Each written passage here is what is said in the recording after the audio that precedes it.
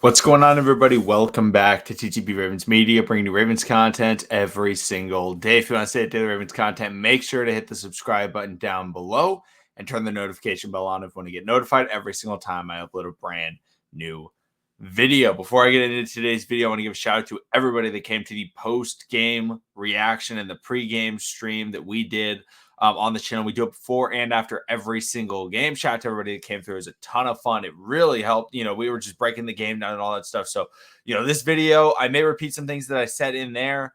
But so if you weren't a part of it, you can get some of the key points out of it right here. And the general gist is stop freaking out. Stop overreacting.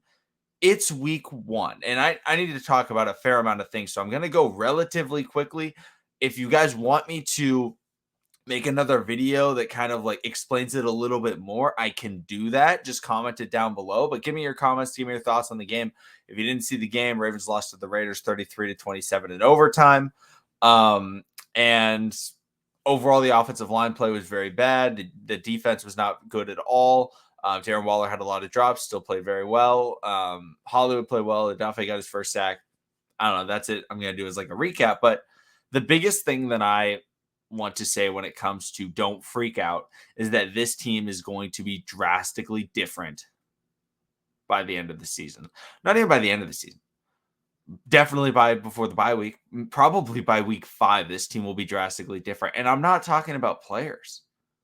Like, yes, getting Rashad Bateman back will do wonders for the passing game.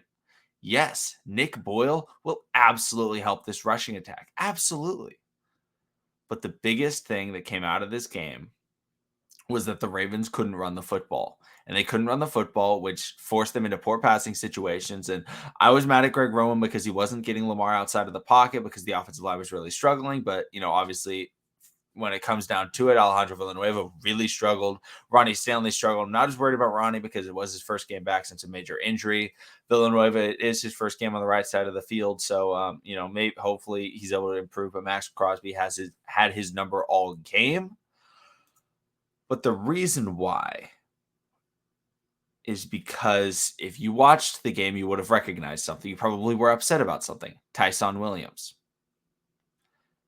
carried the ball a lot in the first half. It was very involved in the offense. The Ravens were doing pretty well. They were up 14-0 at one point. However, in the second half, where did he go?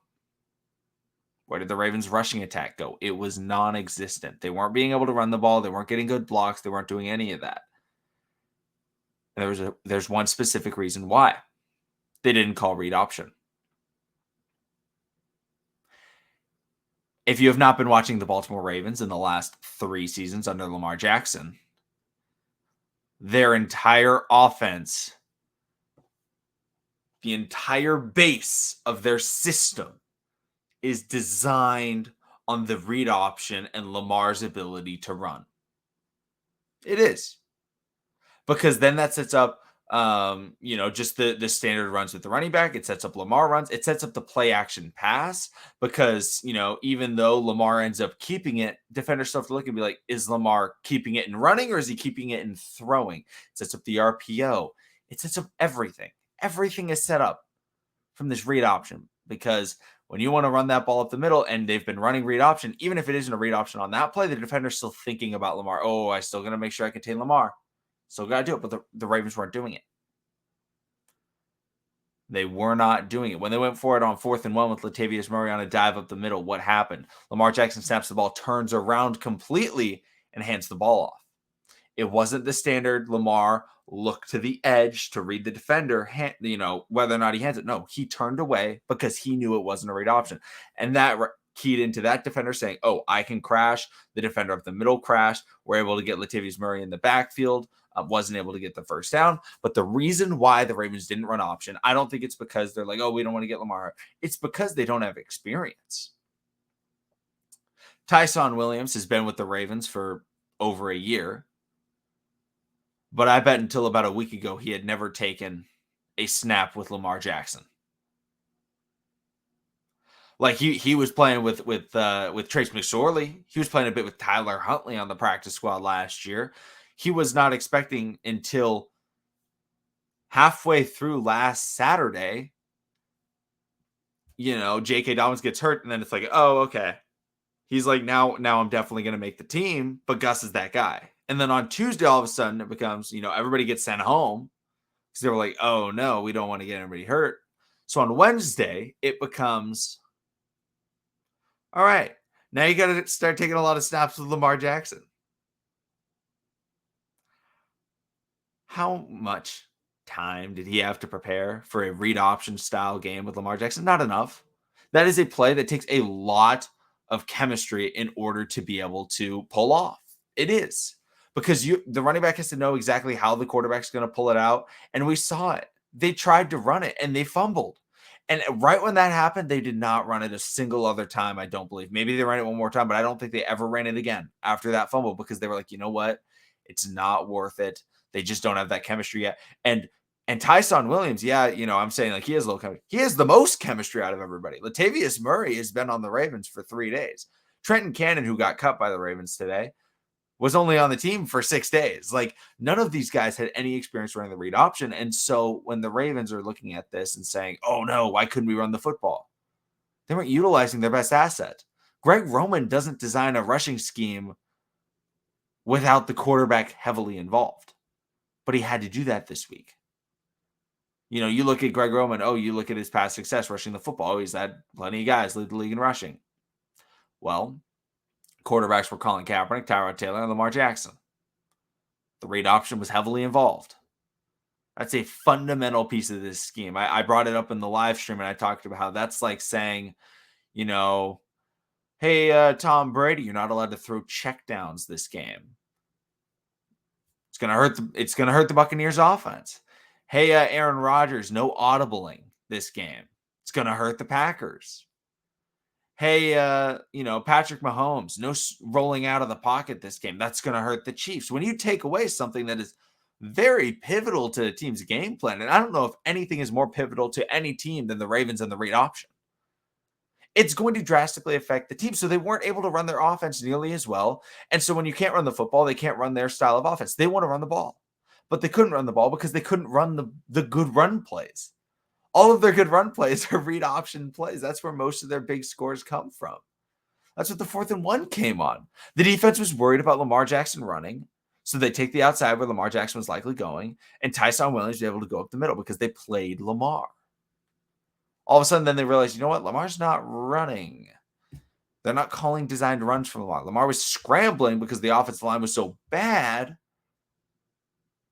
But this team, when they start to get that chemistry, this offense is going to be different. It's going to be so different. And people are freaking out about it. The offensive line, yes, it was bad. It's probably not going to be some amazing offensive line this year. But even with that bad offensive line and such, the Ravens still scored 27 points without the fundamental part of their offense. And I think that shows that, you know what?